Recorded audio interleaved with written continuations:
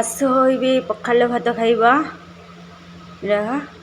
ଚାରିଟାରେ ଖାଉଛି ଟମାଟୋ ଆଉ ସେଥିରେ ରସୁଣ ଗୋଟେ ଆଉ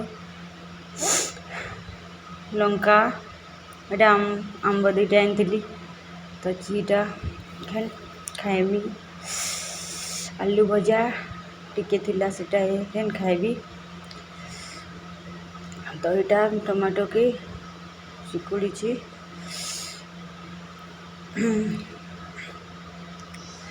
ये खाइबा पखाल भात रेडी नुह है ये हो गला रेडी।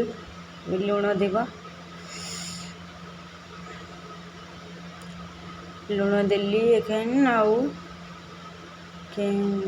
भात पखाल भात टिके लुण देली आउ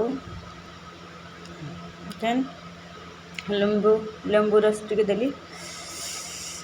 खरा दिने टिके खट्टा खाइबार लगी भल आसना तो एटा खेना आम दुईटा आनी खाई एखन पूरा मीठा आम है बुढ़ा आम कैसन टाके आमर दी स्टार्ट करली खाइबी एखेन टिके पकेदेली तले आखेन खाईदेली एखेन भजा बहुत भल लगुला।